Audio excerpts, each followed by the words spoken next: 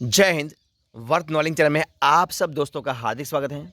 तो आज हम इस वीडियो में देखने वाले हैं टॉप 30 यानी कि 30 सामान्य ज्ञान के क्वेश्चन यानी कि प्रश्न और उनके आंसर यानी कि उत्तर। तो दोस्तों इस वीडियो को जरूर देखना। दोस्तों हमने एक नई सीरीज शुरू की है जिसमें हम डेली आपके सामने 30 क्वेश्चन सामान्य ज्ञान के, भूगोल के, इतिहास के सब मिला के दोस्तों सारे पॉइंट लेकर आपके सामने रखने वाले। तो इस वीडियो को आप जरूर देखते रहना। आज का जो हमारा टॉपिक है वो भाग नंबर 2 यानी कि पार्ट नंबर 2 है, जिसमें आप 30 क्वेश्चन आपको दिए जाएंगे।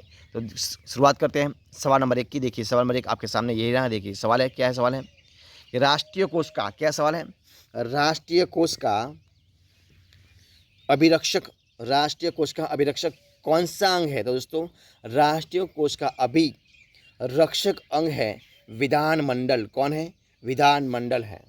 दूसरा सवाल देखिए आपके सामने, क्या सवाल है, ये रहा आपके सामने। देखिए सवाल है कि हाउस ऑफ द पीपुल, क्या है, हाउस ऑफ द पीपुल को लोकसभा का नाम किस वर्ष दिया गया था। तो दोस्तों वो दिया गया था 1954 में। कब दिया गया था? ईस्वी सन 1954 में दिया गया था। सवाल आगे का देखिए क्या सवाल है। पहले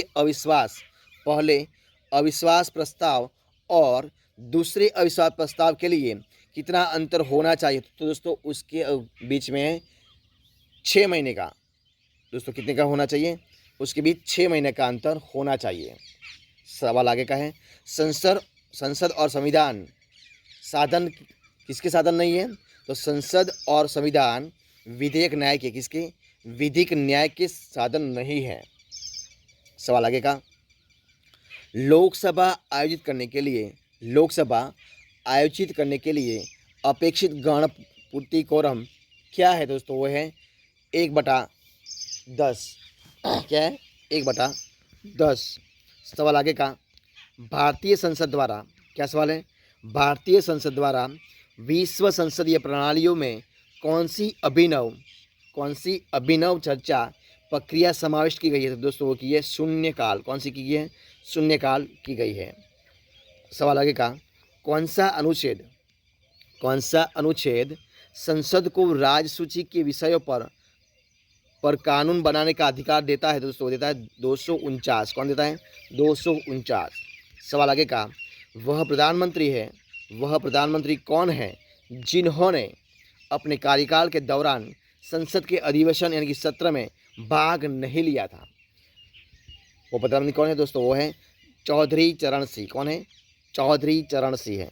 चौधरी चरण सिंह यानी कि चौधरी चरण सिंह ने अपने कार्यकाल के दौरान संसद के अधिवेशन के सत्र में भाग नहीं लिया था। सवाल आगे का, किसने कहा कि संसदीय लोकतंत्र का अर्थ है एक व्यक्ति और एक मत। ऐसा किसने कहा था कि संसदीय लोकतंत्र का अर्थ है एक व्यक्ति और एक मत। तो दोस्तों वो किया था डॉक्टर B.R. आम्बेडकर यानी कि डॉक्टर भीमराव आम्बेडकर ने किया था। ऐसा उन्होंने कहा था। मंत्रिपरिषद की बैठकों की अध्यक्षता कौन करता है। तो दोस्तों मंत्रिपरिषद की अध्यक्षता जो होती है, उनका अध्यक्षता की बैठकों की अध्यक्षता करता है वो है प्रधानमंत्री करते हैं। कौन करते हैं? प्रधानमंत्री करते हैं। सवाल आगे का, भारत का प्रधानमंत्री बनने के लिए अपेक्षित न्यूनतम आयु कितनी होनी चाहिए। दोस्तों वो होनी चाहिए 25 वर्ष। कितनी होनी चाहिए? 25 वर्ष होनी चाहिए। योजना आयोग का अध्यक्ष कौन है? योजना आयोग का अध्यक्ष कौन है? तो दोस्तों वो है प्रधानमंत्री। कौन है? प्रधानमंत्री है। भारत में अवशिष्ट शक्तियों कहाँ निहित होती है। तो दोस्तों भारत में अवशिष्ट शक्तियों निहित होती है केंद्रीय सरकार में। कहाँ पर होती है? केंद्रीय सरकार में होती है। सवाल आगे का देखिए क्या सवाल है, ये आपके सामने। संसदीय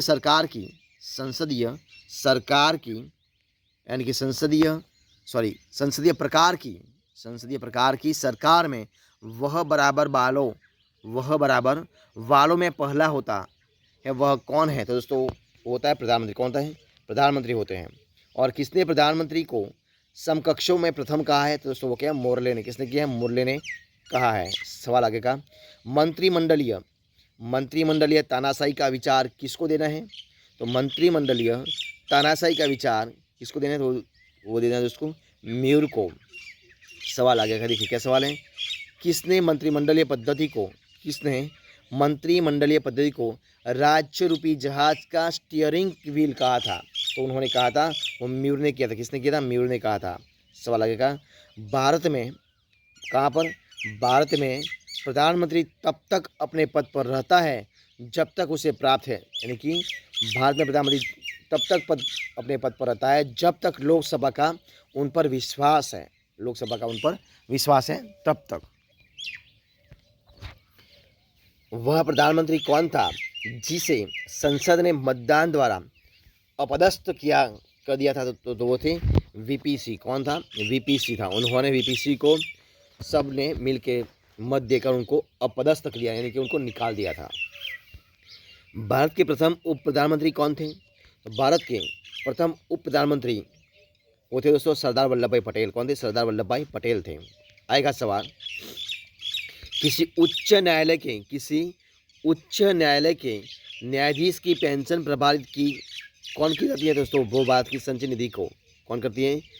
किसी उच्च न्यायालय के जो न्यायाधीश है उनकी पेंशन प्रभावित कौन करता है? तो दोस्तों वो करती है भारत की संचित निधि को करना है।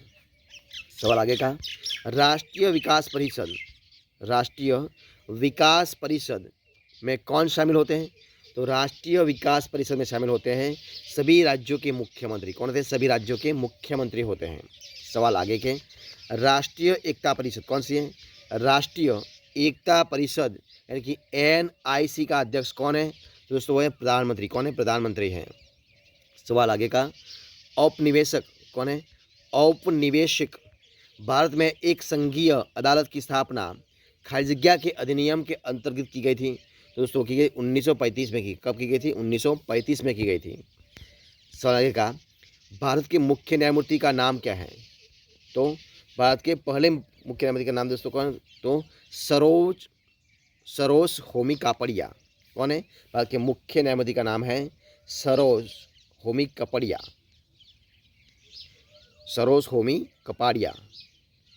देखिए सवाल आएगा, भारतीय उच्चतम न्यायालय के न्यायाधीशों की नियुक्ति कौन करता है? दोस्तों वो करते हैं राष्ट्रपति। कौन करते हैं? राष्ट्रपति करते हैं।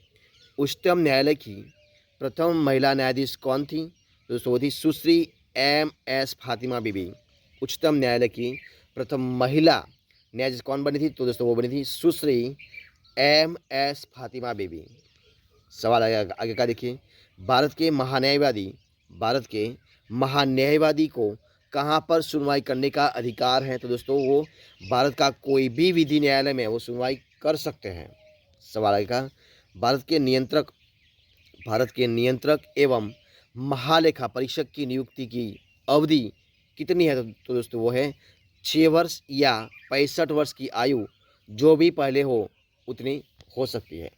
सवाल आगे का, और इस वीडियो का लास्ट सवाल देखिए क्या सवाल है आपके सामने है। उच्चतम न्यायालय के न्यायाधीश किस आयु तक अपने पद पर बने रहते हैं? क्या है? उच्चतम न्यायालय के न्यायाधीश किस आयु तक अपने पद पर बने रहते हैं? दोस्तों 65 वर्ष तक। कितना? 65 वर्ष तक बने रहते हैं। तो दोस्तों इधर हम जो 30 क्वेश्चन की प्रश्नों का जो हमने सीरीज शुरू किया है उसी सीरीज़ का इस वीडियो हम इधर हम ख़त्म करते हैं। तो अगर आपको मेरा इस वीडियो अच्छा लगा हो, पसंद आया हो, यूज़फुल लगा हो तो इस वीडियो को आप लाइक कीजिए, कमेंट कीजिए, आपके दोस्तों में शेयर कर दीजिए। और लास्ट में आपने अब तक इस चैनल को यानी कि वर्थ नॉलेज चैनल को सब्सक्राइब नहीं किया है तो उनको सब्सक्राइब करना मत भूलें। हमारे इस वीडियो को फर्स्ट से अंत तक देखने के लिए आप दोस्तों का मैं दिल से बहुत बहुत धन्यवाद करता हूँ। फिर मिलेंगे एक नए वीडियो के साथ, नए टॉपिक के साथ। तब तक बने रहे। जय हिंद, जय भारत, बेस्ट ऑफ लक।